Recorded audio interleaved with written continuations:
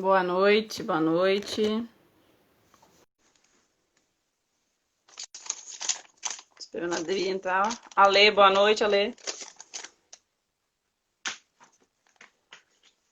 Adri, Solange. Só aguardando a Adriana aceitar.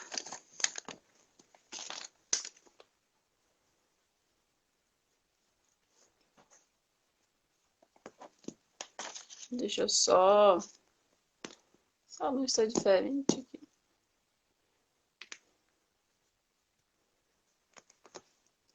Um lanchinho, tudo bom? Vi outra solicitação que eu não tô conseguindo.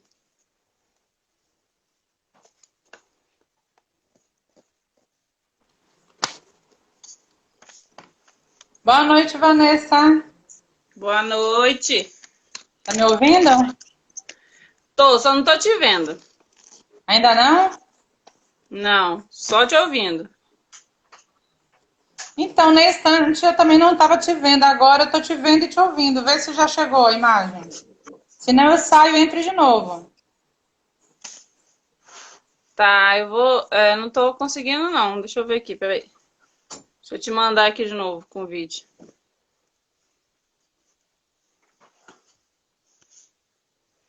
Boa noite, Jennifer. Bom ter você aqui. Ale, você tá vendo nós duas? Ah, então deixa. Significa que na gravação vai ficar as duas. Tá Eu ótimo. tô ouvindo nós duas. Então tá, não tem problema não. Eu só tô vendo aí. Ah, agora eu tô vendo. Aí, Beleza. pronto. Muito bem. Boa noite. Oi, Solange. Oi, Mana. Boa noite. Ok, vai dando. Muito bem, gente. Vai dando um retorno aí pra gente, se caso a imagem, o som não esteja legal. Uhum. Por Olha que enquanto tá lindo tudo certo. esse coraçãozinho com os rins aqui para Uhum. estimularmos, né, a doação. Boa noite, gente. Hoje nós vamos fazer uma live de perguntas. Várias pessoas perguntaram algumas coisas para mim e outras para a Vanessa. Boa noite, Carlos Alberto. Giza, boa noite, obrigada.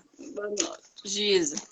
Então, Vanessa, algumas pessoas perguntaram para você e outras pessoas perguntaram para mim. Então, vamos fazer o Uhum. seguinte: começa com as minhas perguntas Certo. e, se por acaso alguém tiver alguma pergunta também, vai colocando para a gente ir questionando. Ou então, depois você vai escrevendo para a gente ou fazer uma outra live ou responder nessa mesma, de acordo com o tempo. Certinho. Pode fazer a primeira? Pode. Como uma pessoa é escolhida para transplante estando na fila? Ou seja, como é que é isso? Olha, apesar do sistema de transplante e a fila serem nacionais, a distribuição elas são regionais. Então você Uhum, que é da Bahia pode se inscrever na fila em Salvador, ou você pode inscrever em outro estado, uhum, desde que apenas seja inscrito em um estado.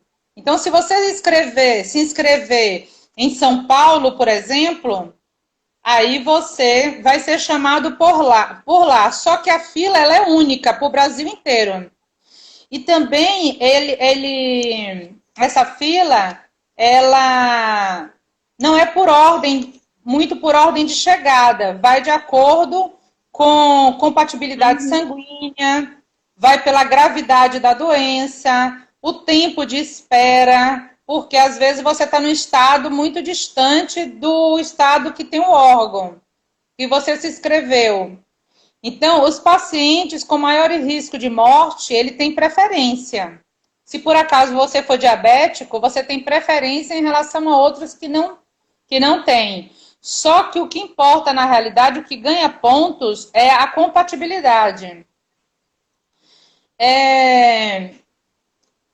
Por exemplo, atualmente, as listas maiores de espera, elas são de rins, fígado, pâncreas e rins. Nessa ordem mesmo. Primeiro rins, depois fígado, depois pâncreas e rins, que quem faz pâncreas normalmente faz os dois. Cada órgão, ela tem um tempo de espera, né? Então, depois a gente vai estar falando um pouco também de isquemia, que é, na realidade, o tempo que o órgão pode ficar esperando. A próxima pergunta.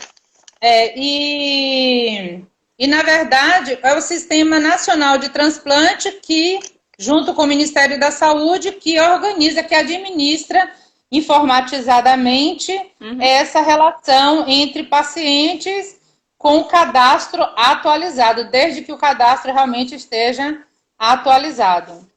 Então, assim, é importante, a partir do momento que tem necessidade, já ir para a fila, porque pode demorar um pouco, porque tem esses fatores determinantes, que é a compatibilidade sanguínea, a gravidade da doença, tempo de espera, e ainda temos alguns pacientes que têm preferência de acordo com o risco que ele corre no momento. Mas como assim, uma curiosidade, como se dá?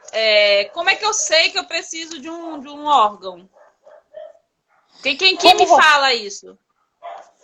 Normalmente, quando você vai fazendo, você sente algum tipo de problema, e aí você vai fazendo alguns exames, nesses exames vai dando, por exemplo, a pessoa que tem pressão alta, que tem diabetes, que tem lúpus, ou que tem uma doença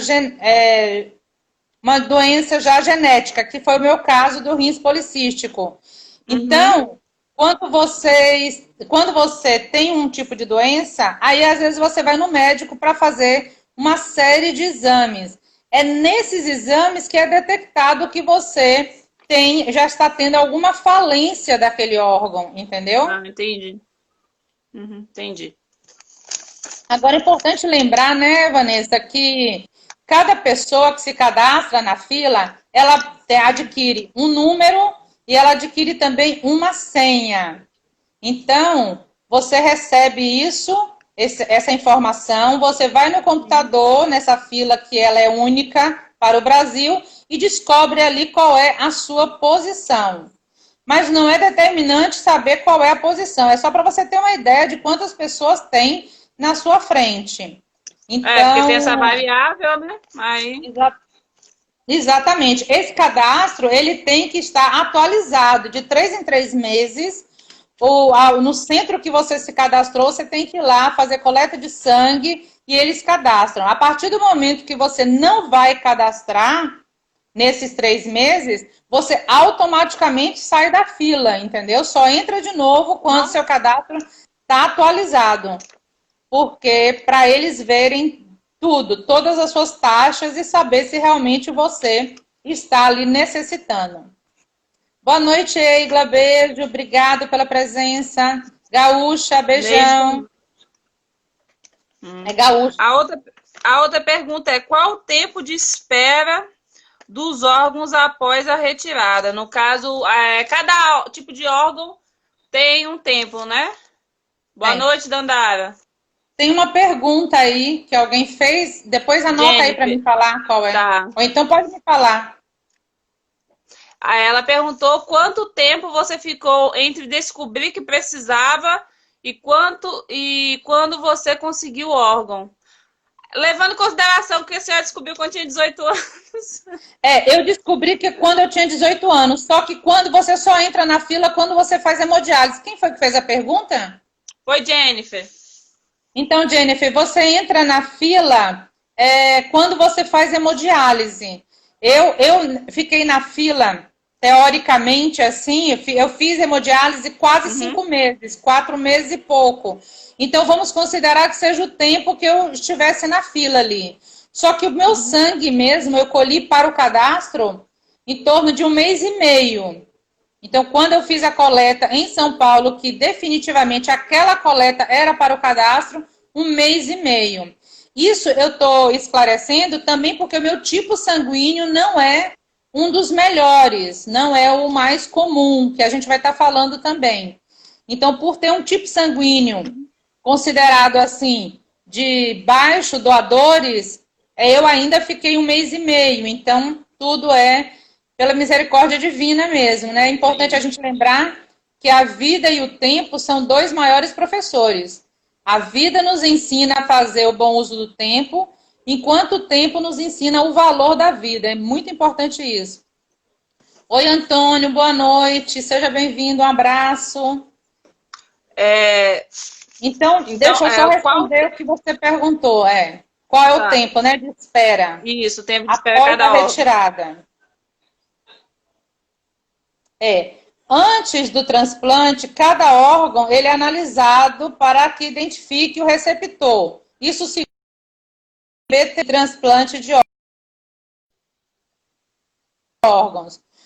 Então, a gente tem um tempo máximo de retirada após a parada cardíaca e temos também um tempo de preservação desse órgão extracorpórea. Então, por exemplo, córnea, o tempo após a parada cardíaca é 6 horas e ela aguenta 7 dias esperando o doador. O doador não, o paciente. Ossos, 6 horas antes da parada, após a parada, desculpa, e 5 horas aguardando. Pulmão, ele é antes da parada cardíaca, tá? Não pode ser depois, senão não funciona, não serve. Oi, Carol, boa noite. Beijo, saudades. Agora, o pulmão, ele fica na extracorpórea de 4 a 6 horas. Já o pâncreas, ele tem que ser... O pâncreas e o fígado, ele é antes da parada cardíaca, tem que ser retirado antes da parada. E os dois, tanto o pâncreas quanto o fígado, de 12 a 24 horas esperando, no caso, o paciente. O rins, ele pode ser tirado 30 minutos após a parada cardíaca, até 30 minutos. E ele pode aguardar o paciente 48 horas. Mas é importante lembrar que quanto mais tempo esses órgãos aguardam o paciente, né, na isquemia, no gelo, aguardando, dificulta às vezes a questão dele na durabilidade depois para aquele paciente. Então, quanto mais rápido você receber, mais demorado, vamos dizer assim, mais anos você pode ficar com ele. Oi, Edbai, beijo, filho, saudade, seja bem-vinda, boa noite. Bom, pele e válvulas cardíacas, o tempo de isquemia, ele pode chegar até 5 anos. Então, o tempo seria esse. E é uma coisa importante a gente lembrar o seguinte, que Bezerra de Menezes diz que quando a caridade é muito discutida, o socorro chega tarde. Então, se a família demorar muito de dizer que autoriza a doação de órgãos, pode ser tarde demais para tantos pacientes que estão precisando naquele momento. Oi, prima, boa noite, Bel, seja bem-vinda. Porque até decidir o tempo corre, né? Exatamente, porque tem que chamar a última live, é uma corrida contra o tempo. Exatamente, como na outra live nós falamos, né? Depois, quem tiver a oportunidade, assista as outras lives sobre doação de órgãos, porque eu acho que fica bem esclarecedor também. Aqui há uma outra pergunta que fizeram.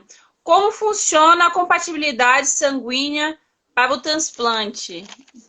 Como é que funciona? Porque existe a tipagem sanguínea e tem a dos órgãos, compatibilidade dos órgãos. Como é que funciona? Existe uma tabela, a BTO, ela coloca até na internet a tabela. Eu anotei a tabela aqui para falar para vocês, apesar de que as pessoas que tiverem depois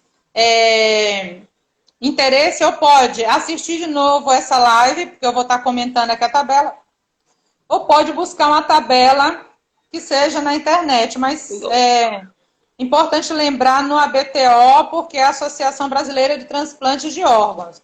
Então, vamos lá, você que é do tipo A positivo, você pode receber de A positivo, A negativo, O positivo e O negativo. Mas você só pode doar para a A positivo e a B positivo. Então, se você que estiver nos assistindo for A negativo, você só pode receber de A e O negativo. Mas, em compensação, pode doar para A positivo e A negativo, a B positivo. Mas se você for B positivo, que é o meu caso, eu só poderia receber B positivo e B negativo, e de O positivo e O negativo. Já posso doar para B positivo e a B positivo. Quem é B negativo, ele pode receber de B negativo e de O negativo.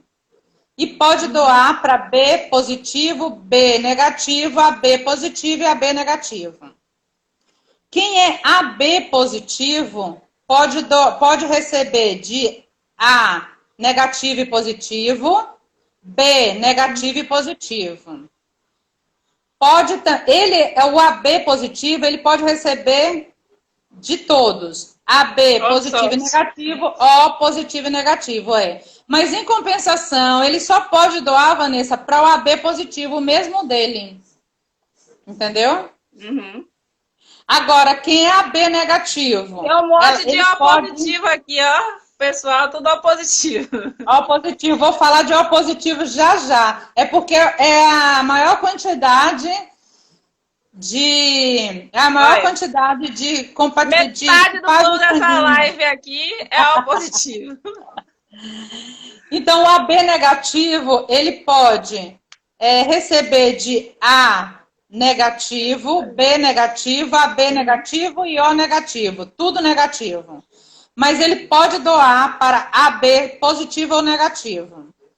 Já quem é O positivo, que tem aí um monte de gente O positivo, ele pode receber de O positivo e negativo e pode doar para A positivo, B positivo, O positivo e AB positivo. Só não pode doar para nenhum negativo. Já o O negativo, ele recebe de O negativo. Mas, em compensação, ele pode doar para todos. Mas só pode receber de O negativo, Então, ele doa para A positivo negativo, B positivo negativo, AB positivo negativo e O positivo e negativo. Então, essa é a compatibilidade sanguínea que é muito importante na hora dos transplantes. Mas vamos reforçar, seja um doador, o amor é essência divina. O que nós plantamos aqui, nós colhemos na vida espiritual e a gente precisa realmente divulgar. Vanessa, uma coisa importante que eu estava pesquisando e vi que no Brasil os grupos mais comuns são o O e o A. O seu é qual, Vanessa? A positivo, comum pra caramba. O meu pai é O positivo, minha mãe é A positivo, eu nasci A. Então, o O e o A, eles abrangem 87% da população.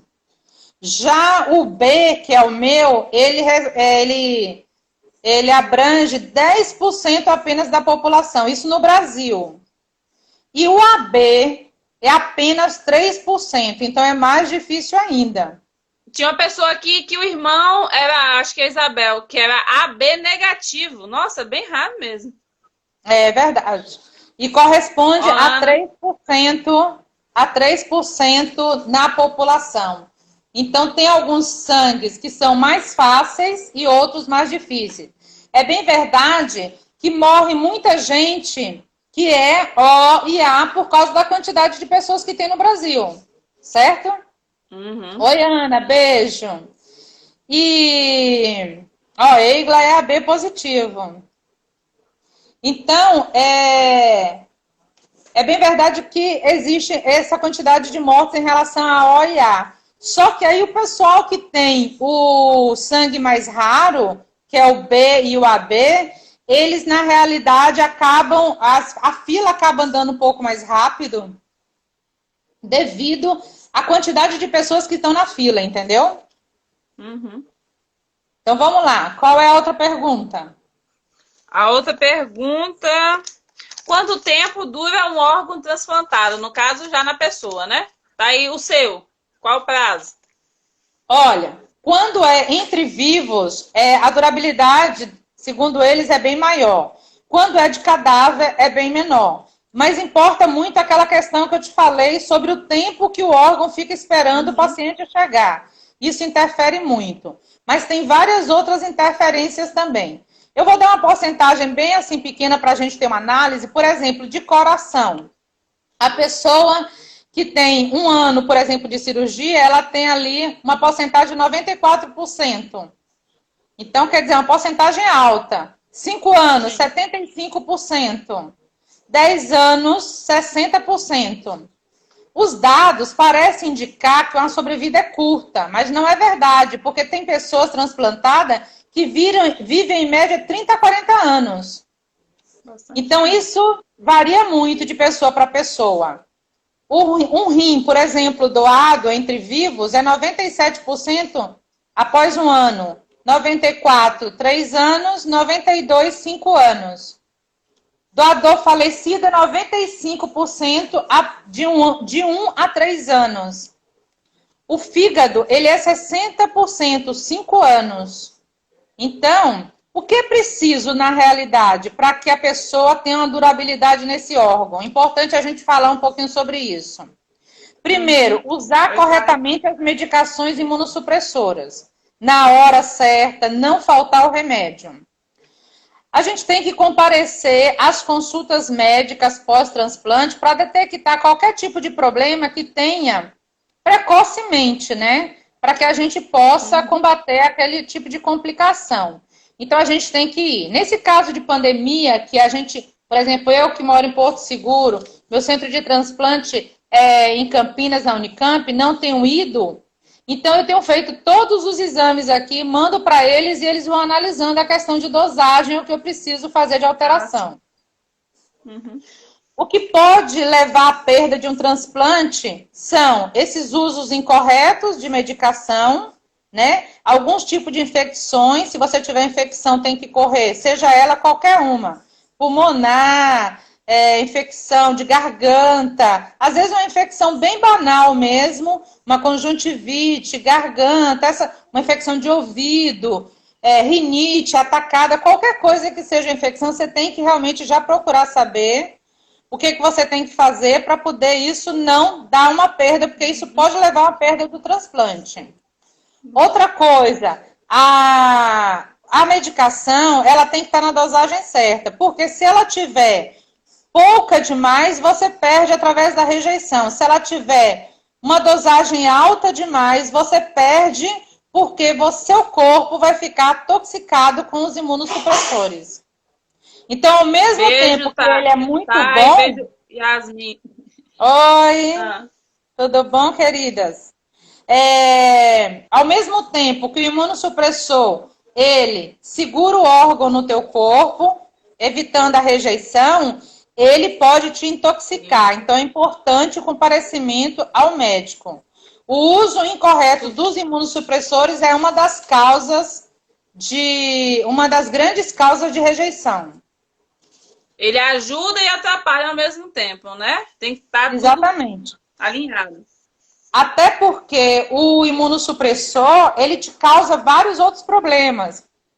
Ele pode futuramente, se você não tiver a dosagem certa, ele pode futuramente ter um problema, um câncer de pele, aparecer câncer de pele, para as vistas, glaucoma, catarata, desenvolver esse tipo de outros problemas. Então, a gente tem que estar bem esperto com ele, porque a gente precisa dele para o órgão estar perfeito, estar bem, estar saudável, mas, ao mesmo tempo, a gente tem que estar com a dosagem extremamente correta para não afetar os outros órgãos em geral. Como, por exemplo, a questão da diabetes. É muito comum a pessoa usar imunossupressor e vir a desenvolver a diabetes, ou vir a desenvolver uma pressão arterial. Às vezes a pessoa nunca usou remédio de pressão e a partir do imunossupressor, sim.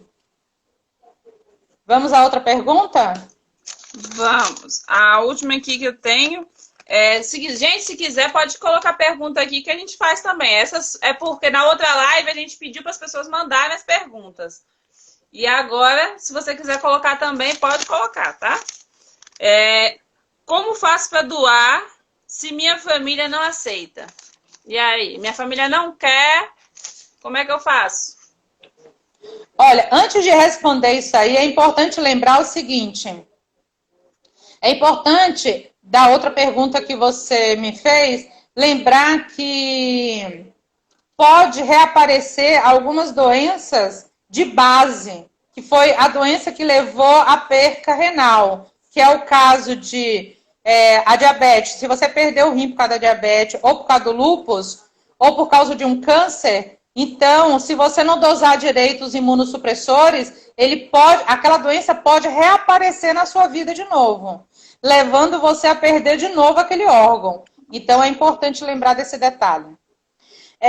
Você perguntou para eu ser doador e minha família não aceita, como é que faço, não é isso? Olha, isso. Realmente é por isso que a gente está fazendo essas lives para informação, conscientização, campanhas, conversa, para que as pessoas se sensibilizem e que vejam a importância, porque nunca é demais a gente falar sobre doação de órgãos. E com essa pandemia, como nós falamos, o sistema ele foi muito afetado. Muita gente está aguardando desesperadamente o tão sonhado sim, e na realidade a fila só aumentando e as famílias não se sensibilizam para ser doador.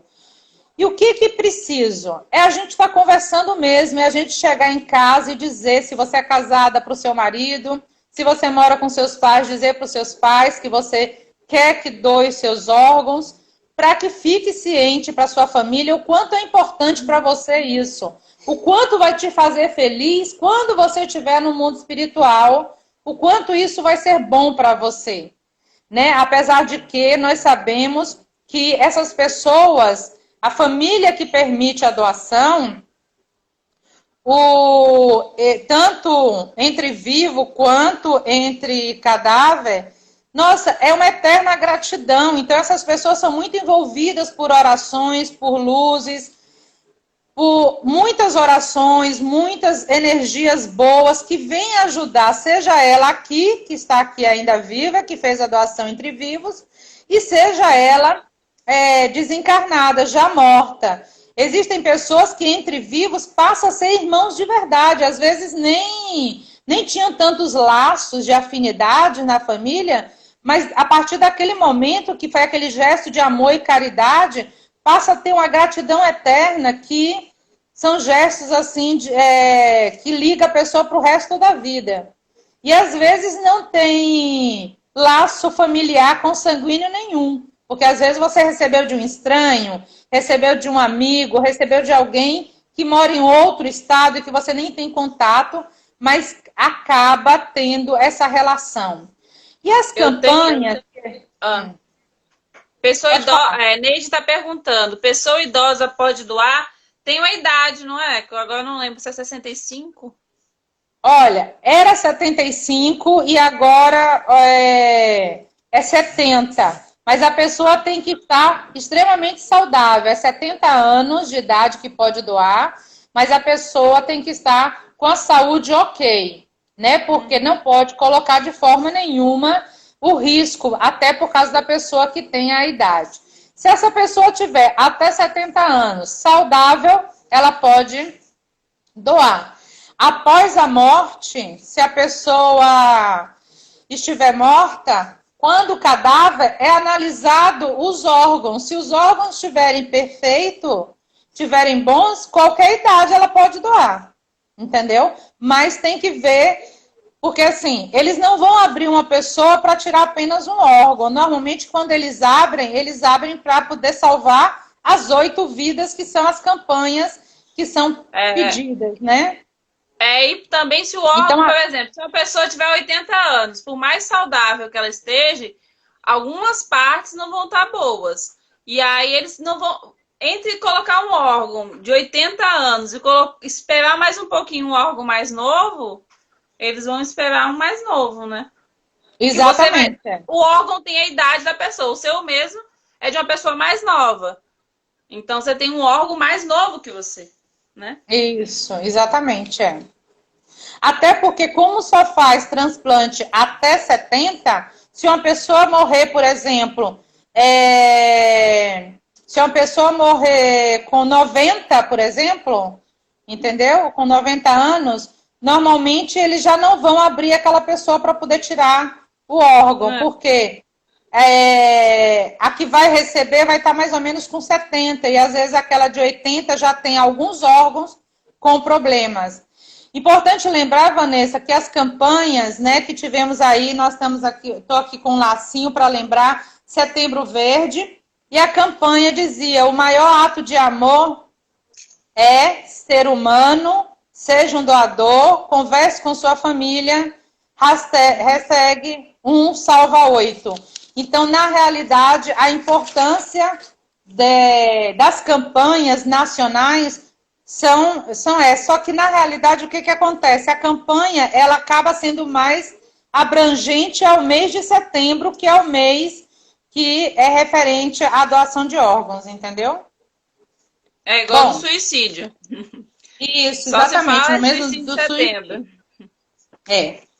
O mais importante que a gente analisa também não é a religião adotada, mas o comportamento nela assumido. Independente da sua religião, se você tem um ato de amor e de caridade, isso é o que prevalece, né? Vamos imaginar que uma pessoa seja católica, a outra não precisa doar para um católico, não é assim que funciona.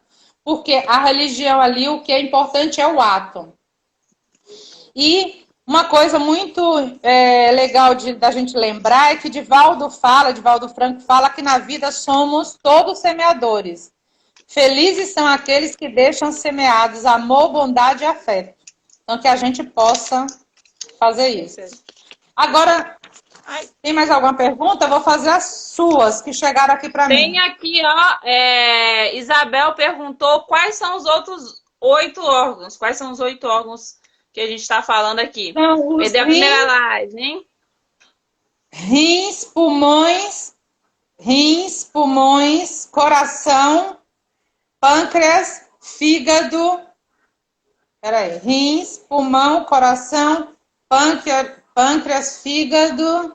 Córnea. E córneas, exatamente, a nível de órgãos. Aí depois tem tecidos, que é pele, né? Que aí tem várias outras coisas. E medula, tem osso, sangue. Medula, exatamente, Tem as válvulas arteriais também. Numa outra live a gente acabou explicando bastante sobre isso. Viu, Bel? Beijo, amor. Lá. Vamos lá. Chegou pergunta para você dizendo assim, Vanessa, por que o índice de depressão é tão grande nesses pacientes, tanto pré e pós-transplantados? Chegou para você porque você é psicóloga, então fala aí da questão do índice de depressão que é muito grande, né? Então, tanto pré e pós, porque o pré, a gente está falando bastante de renal, né? O renal em si, que é o maior número no Brasil, que são transplantes renais, normalmente a pessoa faz o acompanhamento através da hemodiálise, né? Que é aquele sofrimento que você fez, o sofrimento 3 vezes na semana, tem gente que é 4. Então, é uma mudança de vida, né? A gente vai falar um pouquinho também depois da alimentação. É uma mudança muito grande. Então, você tá saudável aqui, perfeito. E daqui a pouco você muda completamente essa história. A gente sabe que enquanto vida, a morte. A gente está aqui, vai morrer. Só que a gente não se prepara para isso.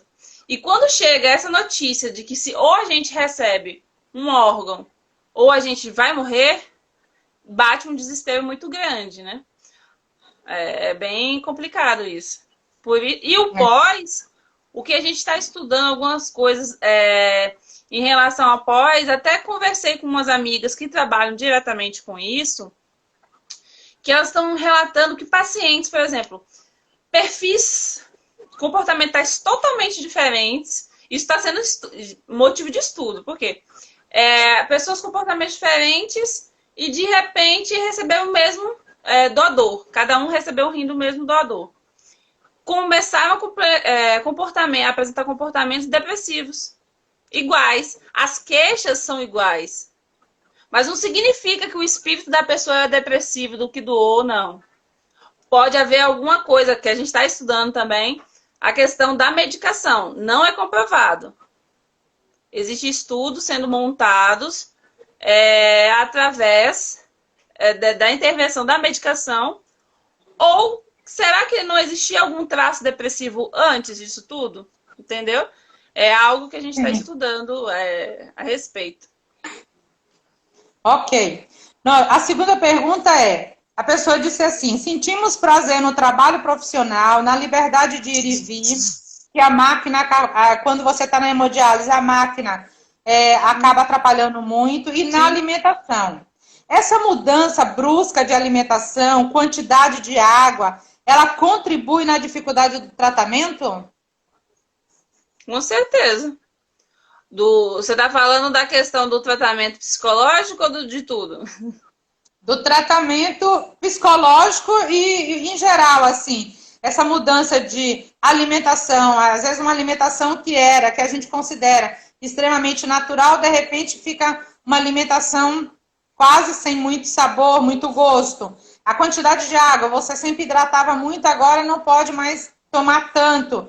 Então, dificulta o tratamento da hemodiálise, que o que ele queria saber muito é em relação à hemodiálise. Por que acontece? Como eu falei anteriormente, você tem uma rotina e de repente você quebra essa rotina, né? Como você falou, é natural, é uma alface.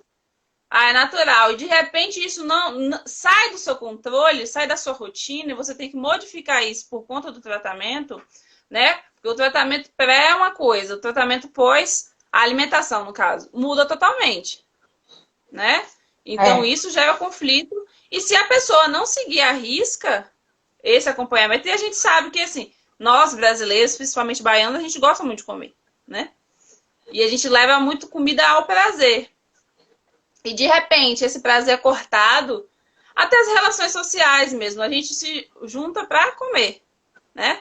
E, de repente, você está numa roda de amigos e você não pode mais comer igual a eles, gera uma confusão muito grande na sua cabeça. E aí você fala assim, não, eu vou comer um pouquinho. Não vai fazer mal. Aí depois você vai lá para a máquina e passa mal, né? É verdade. Inclusive, nesse período de pandemia, por exemplo, muitas pessoas reclamam muito da questão da falta de encontro, mas às vezes não é nem a questão do encontrar mesmo, é desse momento do prazer que a alimentação proporciona, que você toma ali um refrigerante, um suco, bebe alguma coisa, come alguma coisa, e aí acaba conversando, né? Porque ninguém acaba se reunindo com uma outra que seja só para conversar sem ter esse outro prazer que é a alimentação, né? Isso é uma coisa... São poucos os casos. Mas aí imagine, você tá ali conversando e você não poder, seu amigo tá tomando um suco e você não poder tomar o suco. Olha a situação. Não é algo fácil.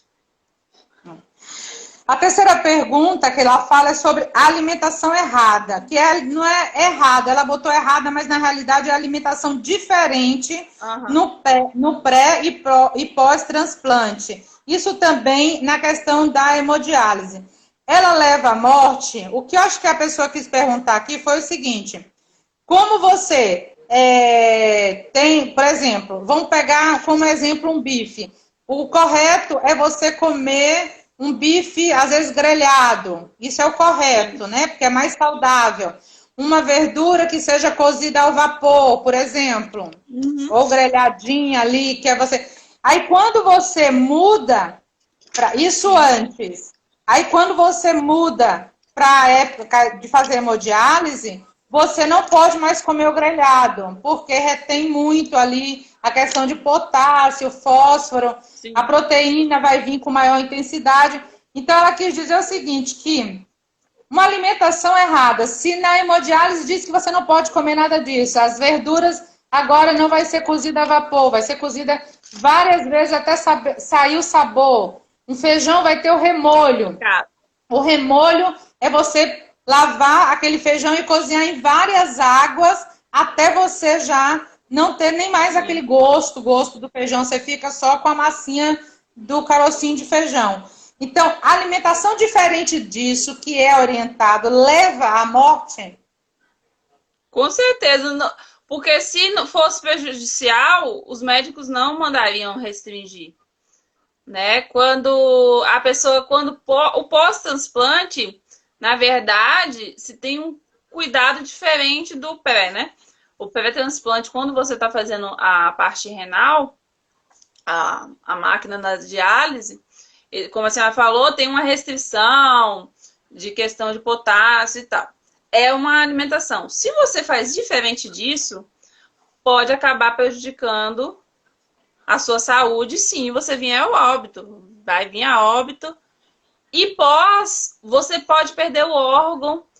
A alimentação pós, eles falam que é a sua vida normal, né?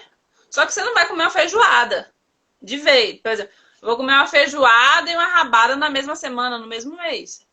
Você tem uma vida normal, mas regrada. Porque até a questão da medicação, ela bagunça um pouco os níveis hormonais, né? Os níveis de vitamina. Então, para você, mesmo porque, como a gente já falou várias vezes aqui, que o transplante, ele é um tratamento. Não significa que você transplantou e você nunca mais vai precisar de medicação e ir no médico, não é isso. Você vai ter que continuar a fazer os exames, tomar a medicação certinha, como você falou na parte anterior. O nível do remédio tem que ser controlado, porque se houver uma discrepância, o mesmo remédio que ajuda, ele pode te matar. A alimentação é a mesma coisa. Se você não se alimentar de forma correta, não, eu vou só dar uma beliscadinha aqui, pode te levar no hospital, subir insulina, subir pressão, subir potássio, e você não tá mais aqui. Uma coisa, Vanessa, assim, que eu acho que a gente tem que reforçar, que é muito interessante o que você falou, mas que a gente tem que reforçar, é essa questão, acho que é uma das maiores dificuldades que a gente tem nesse processo pré e pós-transplantado, é a questão da alimentação. Por quê? Porque como é, às vezes, muito diferente do que você tá, a gente tem que fazer um esforço sobrenatural para poder entrar naquela dieta alimentar. E outra coisa que você falou também, que eu vou estar reforçando, que é muito importante, transplantado não é cura. Transplante não é cura, é tratamento. É um tratamento diferenciado, 1000 vezes melhor do que a hemodiálise, mas é um tratamento. E aí você tem que ter cuidado com a alimentação, porque tem muita gente que perde transplante porque bagunça, acha que tem que comer aquela quantidade que ele comia antes, de carne, de tudo, assim, demasiadamente, exageradamente, e aí o que acontece? O órgão não aguenta, e aí acaba perdendo e bota culpa, às vezes assim, porque o órgão não era bom e tudo, mas você fez a sua parte na questão alimentar? Isso é importante pensar e se perguntar também. Por exemplo, a pessoa que fez a cirurgia do fígado, ela vai ficar comendo feijoada, vatapá, sarapatel. Não tem, o fígado não é um fígado igual ao meu, por exemplo, que eu nunca fiz nada. Não aguenta a mesma carga energética, calórica, de vitaminas, não aguenta. Então a pessoa está excedendo, né? A pessoa tem que tomar ciência de que ela tem que ter moderação. É o difícil, mas... É porque, como os médicos dizem, esse órgão não é o nosso original.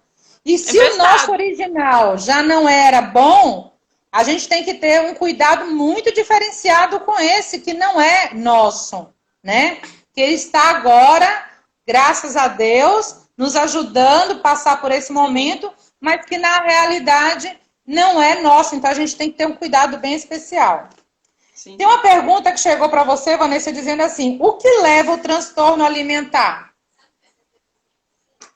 Então, no caso que a gente está falando específico aqui, da questão pré-transplante, pós-transplante, essa mudança de alimentação, o que acontece? Que eu sempre falo, toda restrição gera compulsão, né? Tudo, não sei se... Uma coisa que você não goste. Você fala assim, eu não gosto, sei lá, de açúcar. Só porque você fala que você não pode mais, você... uma coisa. Já pensou você nunca mais poder beber água na quantidade que você queira? todo mundo vai pegar um copo de água agora, sai correndo. Só quando as pessoas falam, assim, quando eu descobri, ou quando eu vejo alguém falando, quem faz hemodiálise não pode beber água, isso me dá uma sede. A boca seca. Por quê? Você sabe que você vai ficar restrito, né?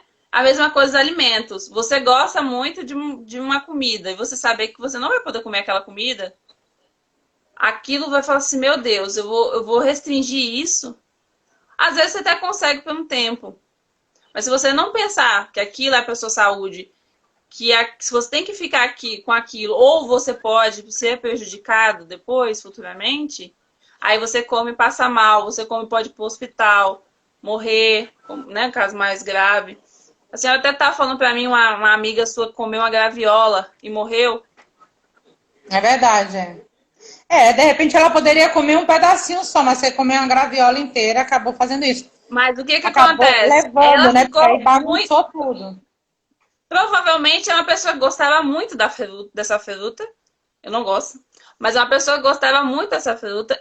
Ficou muito tempo sem comer. Viu aquilo. Falou assim, não, eu vou comer um pouquinho. Não vai fazer mal, não.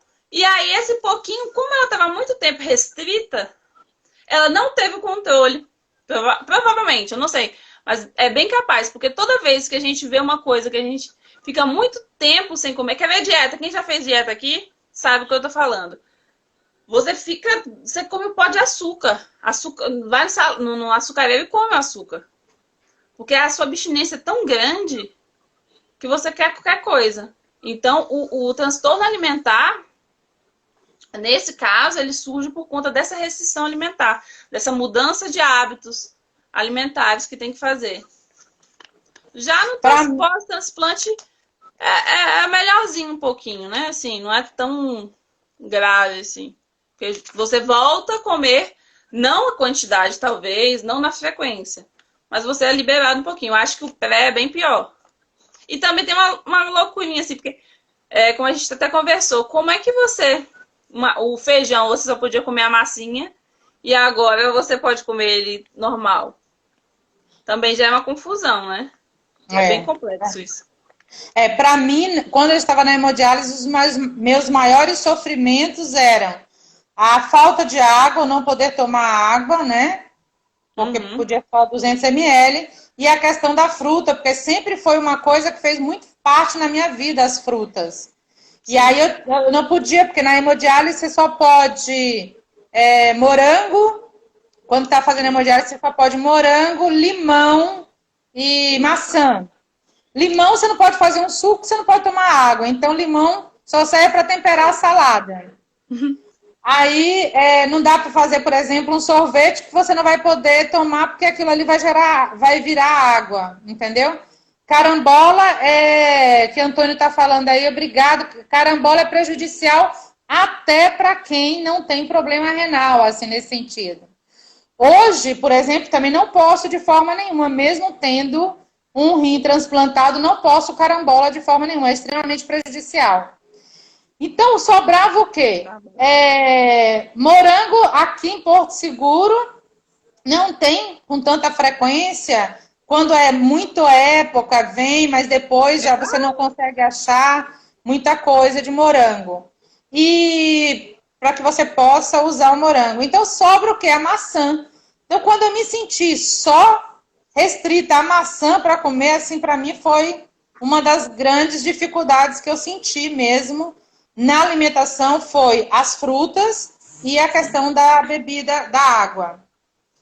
Tem uma outra pergunta aqui para você, Vanessa, que diz assim, como um psicólogo pode ajudar nesse processo todo, tanto pré, pós, no momento da hemodiálise, como é que um psicólogo pode dar um suporte aí para as pessoas?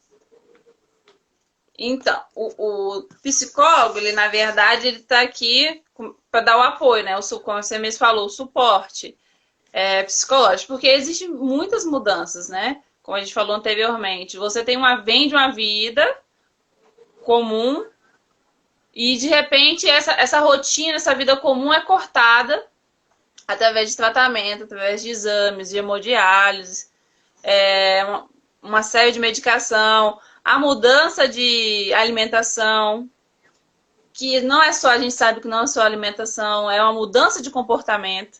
E toda mudança de comportamento é complicada. E o psicólogo, ele está aqui para apoiar, né? Para te direcionar, não falar, você vai para tal canto, não é isso. O psicólogo não faz isso. Ele te apoia e te mostra as possibilidades que você tem.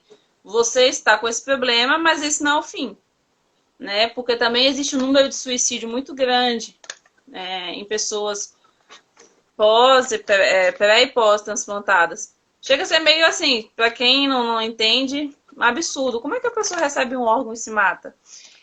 O suicídio, eu falei anteriormente, do Setembro Amarelo, ele não acontece só no momento que eu pego alguma coisa e me mato, né? E tive minha vida. Por exemplo, uma pessoa que recebe um rim, tem que fazer esses exames certinho, igual a senhora, beleza. É um grupo de risco. Você vai pra rua, eu considero esse tipo de, isso uma forma de suicídio. Você não está com cuidado com você.